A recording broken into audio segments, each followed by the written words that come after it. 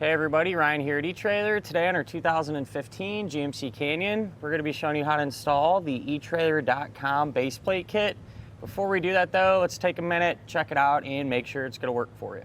Before we jump right in, I figured it'd be useful just to kind of refresh ourselves on the main parts that we're going to need to flat tow our GMC down the road in the first place. So you're going to have your base plate, which gives us an attachment point. That way we can hook our tow bar up to it.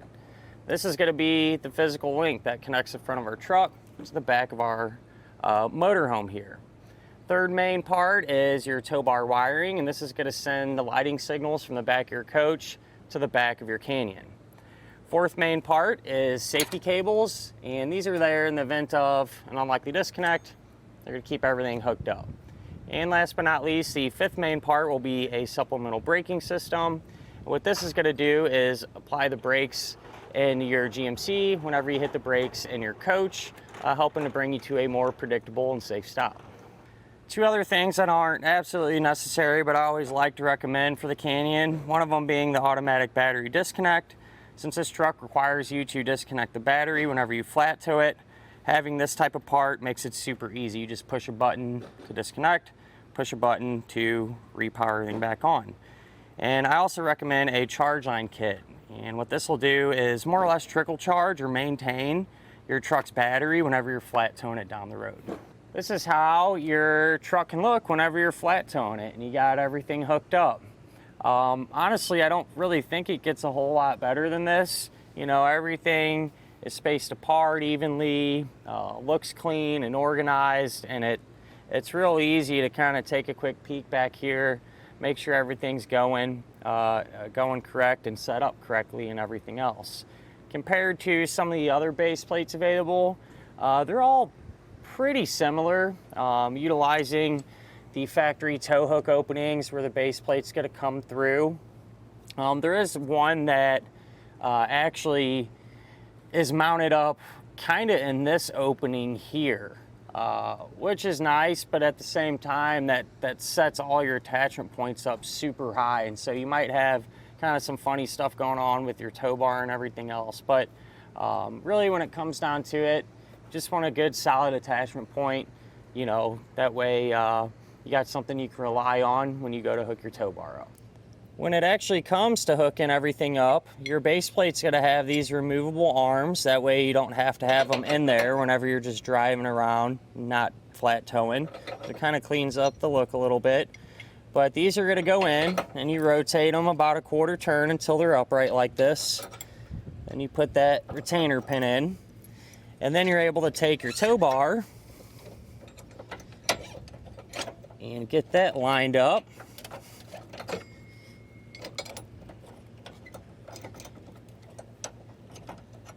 Put your pin through, and everything is going to be a little tight when you first get it. You know, you get a couple miles on it, everything will be a little bit easier. But you run that through, take your pin, that'll lock it in. That's really all there is to it. Even the safety chain openings are easy to get to and big enough. Pretty much any hook will work with it. And this base plate is going to be compatible with several different tow bars. This is an eTrailer SD one. It'll work with Dimco, a lot of the Dimco tow bars, as well as other manufacturers too. So if you already have a different brand, chances are pretty good they make an adapter end that you can swap out here and allow that to pair up with this base plate.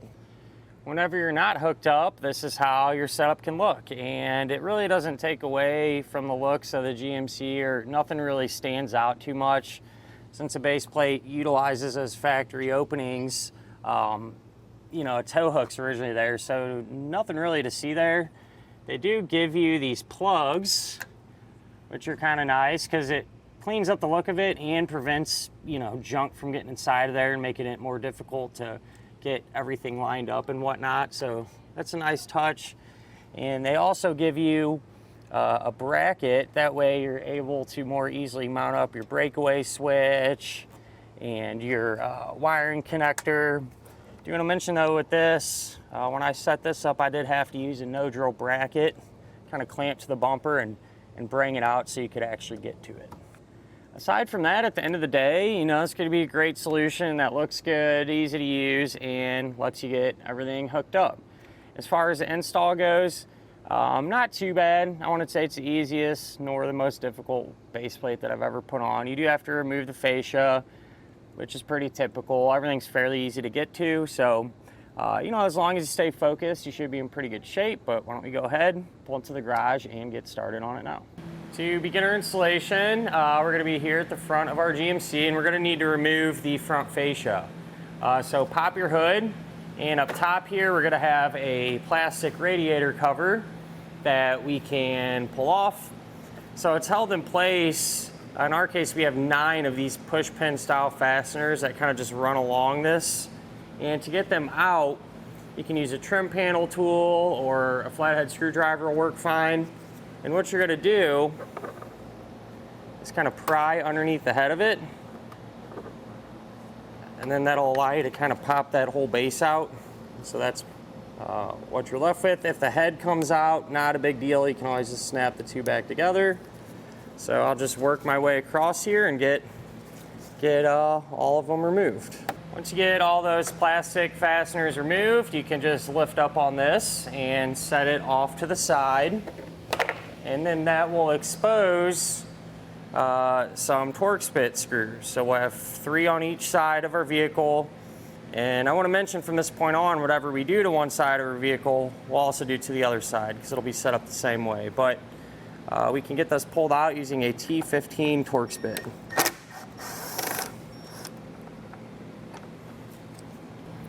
Now you can move to your front wheel wells, and it helps if you turn your wheels in one way or the other because that'll expose more T15 screws. So we got 2 right here, and then there's 1 more just like it, just kind of buried in a little bit deeper there. So a total of 3 down here, and then these 3. And I'm also going to pull this one out too, just to give us more working room here. So we'll work our way all the way around and get these pulled out. Once you have all of those fasteners out, you can take your wheel well liner, just kind of fold it out of the way. And I find this part to do, it's a little bit easier, gives you more space if you turn your wheels to the outside. But where your fascia meets the quarter panel on the inside edge, there's going to be 3 screws, all right, with the heads up here, they're screwed down. And so you'll get those removed using a 7mm socket.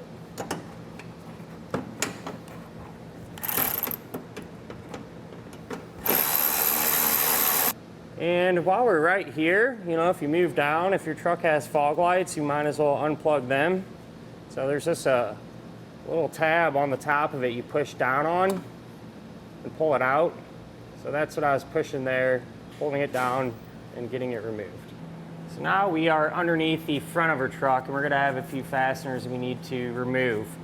Now these are should be the last of the bolts holding everything together, so it might not be a bad idea to go back up top. And if you remember them screws we took out at the very beginning, maybe put 1 or 2 in hand tight just to kind of keep the fascia somewhat secure, you know, while we're under here. But one of the bolts we're going to pull out will be this one here. You can use a 15mm to get that one removed.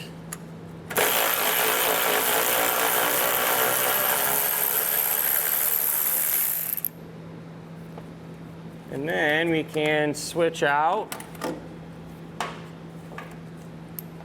for a T15, and there's going to be these 2 fasteners here.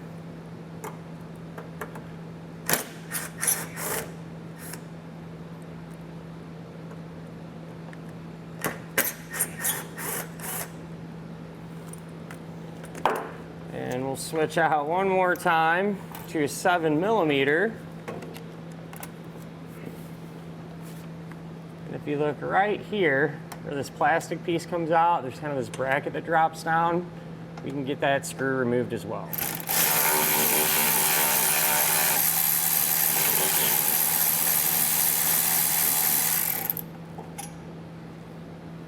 So now with some help here, we can get our fascia off. You want to kind of pull downward on this corner, then work your way around, and it comes off pretty easily. If you have any wiring that you didn't disconnect, go ahead and unplug that. In our case, it was just your fog light, so we're good. But with this off, we can set it off to the side. What we're able to do now is remove our tow hook. So if you got this piece of foam, go ahead and pop that off, get rid of it. And then to get the tow hook off, you're gonna have two 18mm head bolts. And then on the inside, there's 18mm nuts. So take a socket and wrench, and pull them out.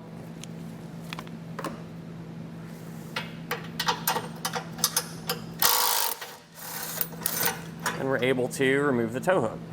What you can check for now, since our base plate is going to sit on the side here, if you look at this lower beam, and then we have this upright here, if you have any material overhanging right here, we're going to have to cut that flush with this upright. That way it doesn't interfere with the base plate. So you can use a grinder, cut off wheel. I like to use a Sawzall, kind of runs down flush with it. And we'll go ahead and get this part cut off here.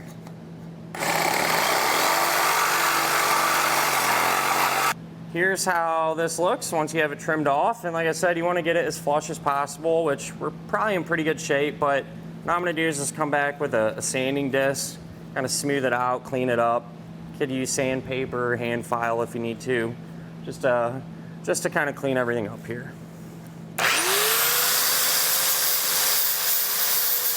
Got that cleaned up, and since we do have some bare metal exposed now, not a bad idea to come back with some spray paint or something and just put a coating on it to help prevent rust and corrosion in the future. So one of our attachment points is going to be this hole in the frame there, and they give you this bushing, all right, and you're gonna wanna put it in from the inside out. And what you're looking to do on this outside portion is when you put that in, you want it to sit flush like that. On the inside of the frame, here's how that attachment point looks. I just wanted to give you a different perspective. We talked about make sure you get that bushing in there straight. Now we can take our base plate, and these are side specific.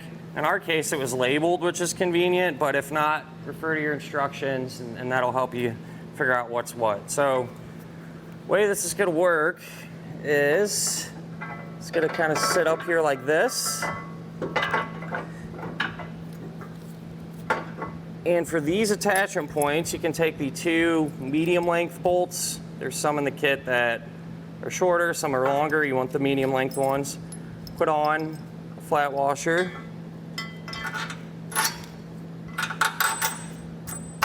And then run them through here. And then on the inside where the bolt's gonna pass through, we can get the rest of the hardware on. So with this being somewhat tricky to see on the inside, figure out how to go over it. So where a bolt passes through, you're gonna put on a flat washer, split lock washer, and the nut. And all the hardware that we're gonna use to secure the base plate, they give you some blue Loctite. You wanna put some on the threads of either the nut or the threads of the bolt. So make sure to do that. And then we can take our hardware combination here.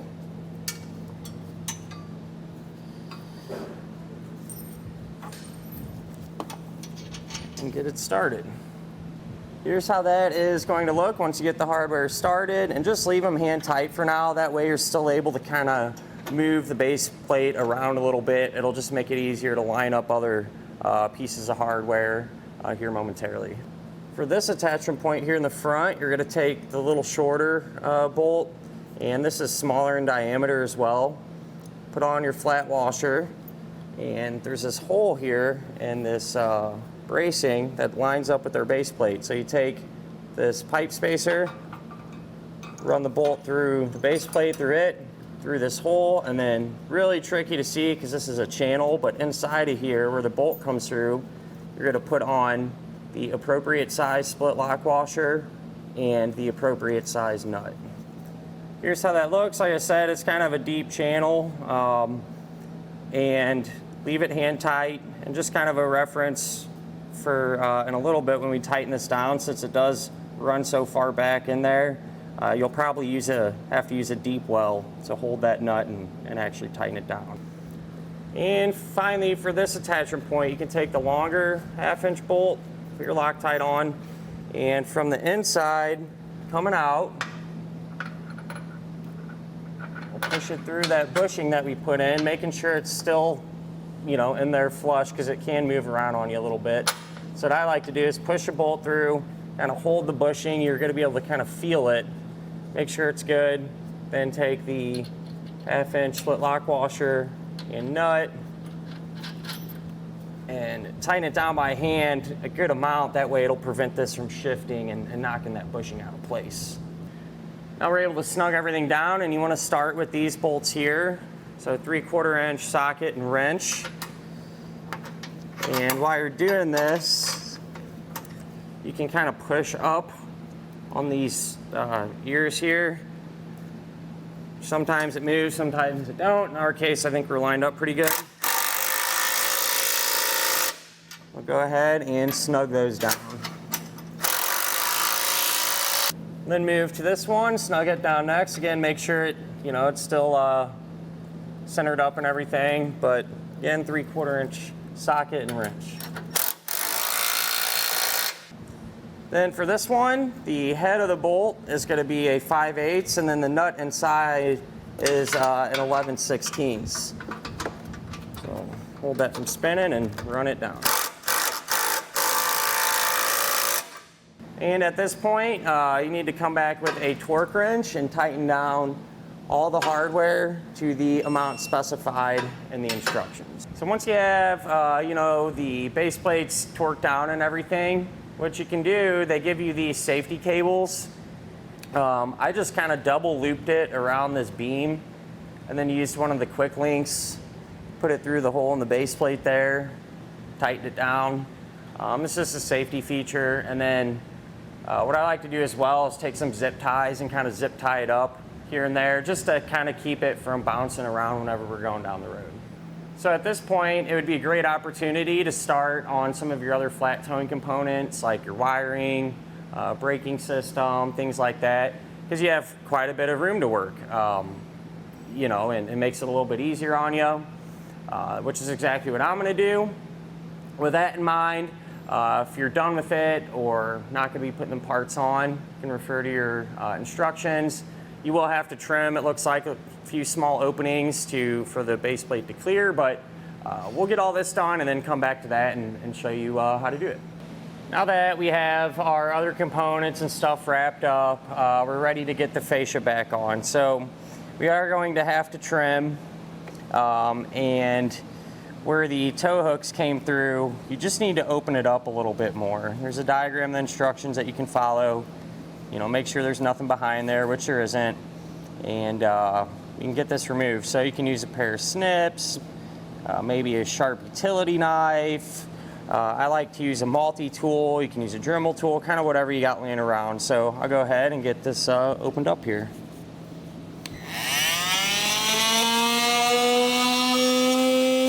Got that trimmed out. Here's how it turned out. And then if you happen to have any rough edges or anything like that, you can always come back with a file or some sandpaper and kind of just smooth everything out, make it a little bit cleaner. With everything trimmed out now, we can get our fascia put back into place. And it might take a little finesse, to get it to go through, get the base plate to go through and everything. And sometimes you might have to come back and kind of trim out a little bit more. If so, not a huge deal. Ours is pretty tight, but it looks like it's fitting on there good, so we'll line everything back up and get it reinstalled. So I was able to get our fascia completely reinstalled, and I did have to trim a little bit more out just to get everything to fit easily how I wanted it. And it's not really a big deal. I essentially just cut out that whole square opening there, and that was about perfect to let everything pass through. So it turned out pretty good. And that'll finish up our look at and our installation of the etrailer.com baseplate kit on our 2015 GMC Canyon.